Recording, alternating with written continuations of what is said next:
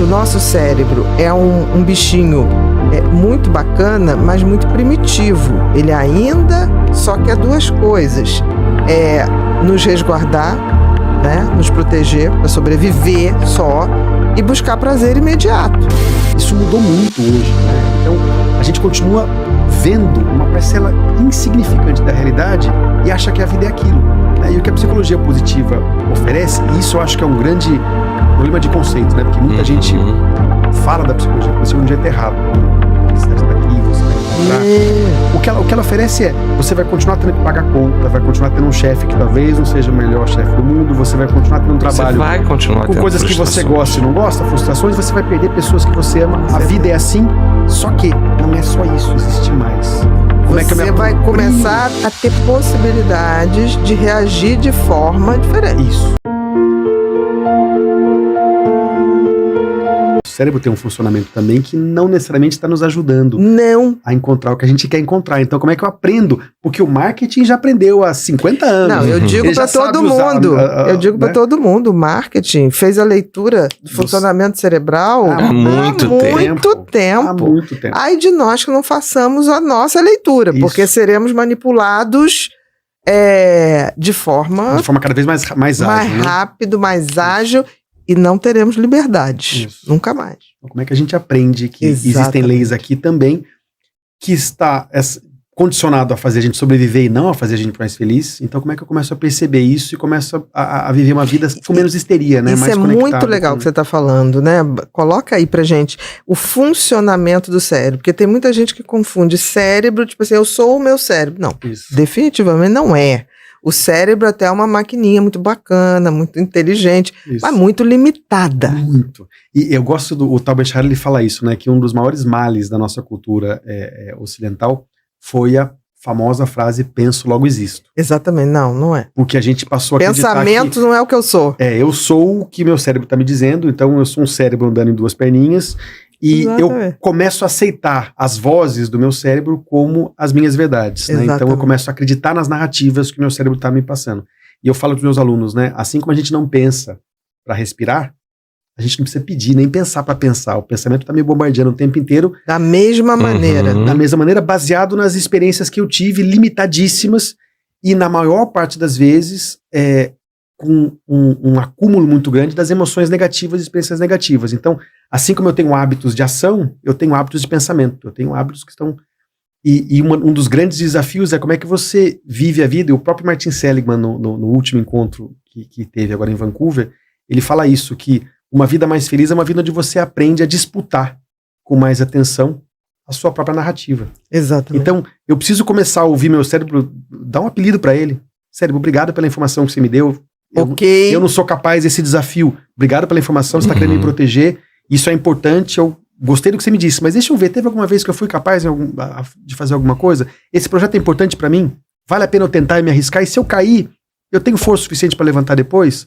Então, disputar nossa própria narrativa é algo fundamental. E questioná-la, né? Isso. Por exemplo, dentro da psiquiatria, a gente vê isso nítido no auge. Eu diria que a questão que fica muito clara é isso: paciente com transtorno obsessivo compulsivo, TOC. Ele tem um pensamento intrusivo, que ele não quer pensar, repetitivo e de conteúdo negativo. E aquilo toma a vida dele. Se eu fizer isso, vai acontecer aquilo. Se eu fizer isso, ele realmente fica... é um dos quadros mais difíceis de serem tratados. Se bem que hoje a gente está conseguindo muito mais sucesso. E nós temos uma dificuldade imensa de questionar tudo. Exatamente. Questionar o que a gente quer. Mas o TOC, ele é prisioneiro mesmo dentro do cérebro. É uma prisão. Eu acho uma das piores doenças. Porque no início a pessoa tem até tipo assim, não, isso não faz sentido, esse pensamento. Mas ela não tem coragem de questionar com medo das consequências que ela imagina que terá. Então, assim, para você explicar que o nosso cérebro é um bichinho muito bacana, mas muito primitivo. Ele ainda só quer duas coisas. Nos resguardar, né? Nos proteger, para sobreviver só, e buscar prazer imediato. Então, assim, se a gente deixar o nosso cérebro sozinho, ele vai só ter medo, ansiedade e vícios. Literalmente. E uma coisa que eu digo assim, a gente não é o que a gente pensa. A gente é o que a gente faz. E a gente é mais do que isso.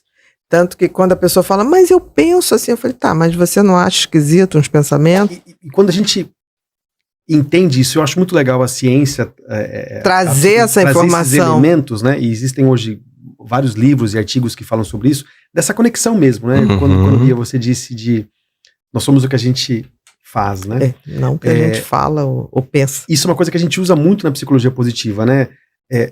Mudar o que eu tô pensando, essa mania que a gente aprendeu com a autoajuda, né? De pensar positivo. A pior coisa que você pode fazer num dia ruim é ficar tentando se convencer do contrário, pensando positivo. Exatamente. Você não vai se enganar dessa forma, né?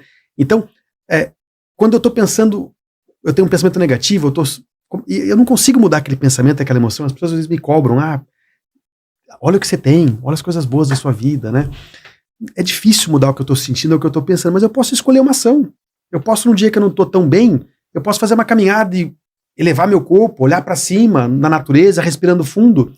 E é curioso. Eu distraio aquele cérebro. Eu uso meu corpo para mudar o que eu tô sentindo. Eu tô um pouco mais animado com essa caminhada que eu fiz agora. E com o tempo, se eu fizer isso reiteradamente, eu mudo o que eu penso de mim mesmo. Opa, até que eu tenho um pouco de disciplina. Opa, até que eu não sou tão tristonho assim. Que a gente pega uma outra tomada do próprio cérebro, né? Isso. Porque assim, existe uma comunicação das vísceras, cérebro, corpo, e isso pode fazer exatamente essa diferença. Essa comunicação em duas músculos, mãos, né? Deixa eu usar meu corpo para elevar o que eu penso. Exatamente. Né?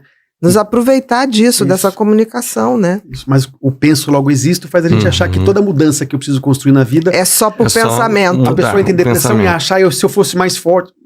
Não é aqui, né? Como é que você usa todo o seu corpo como um único sistema? Exatamente. E não apenas a mente.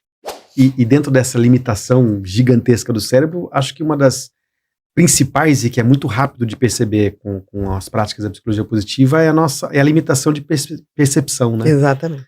Então, nessa necessidade de buscar prazer, fugir da dor, né? Se proteger o tempo inteiro, o cérebro tem um viés a procurar o tempo todo tudo aquilo que é preocupante, negativo, que assusta, que dá medo, que é arriscado. Né? Então a gente tá para evitar que você sofra, mas sofre muito mais. Isso, e assim, né? Talvez isso tenha sido muito mais necessário quando eu saí de uma caverna para procurar uma amora no meio da floresta com um monte de tigre dente de sabre atrás de mim, né? Exatamente. Isso mudou muito hoje, né? Então, a gente continua vendo uma parcela insignificante da realidade e acha que a vida é aquilo. Né? E o que a psicologia positiva oferece, e isso eu acho que é um grande problema de conceito, né? Porque muita gente fala da psicologia positiva de um jeito errado, como a felicidade está aqui, você vai encontrar.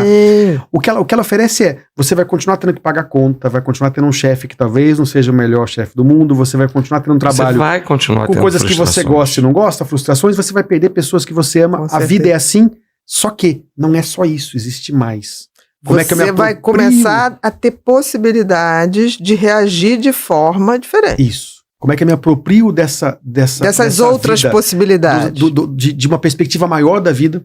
E com isso eu me torno mais criativo, mais flexível, mais leve para lidar com as adversidades. Exatamente. Então esse é e isso é um paradigma que, de uma forma bem interessante, é um dos que tem mais estudo da psicologia positiva e não é tão complexo assim de quebrar. O convite do tal Ben Shahar, que me fez tomar Dramin com vinho no avião para praticar gratidão, era exatamente isso. Era um treinamento do cérebro para ativar uma nova forma de perceber a realidade. E com um monte de estudo, um monte de teste já.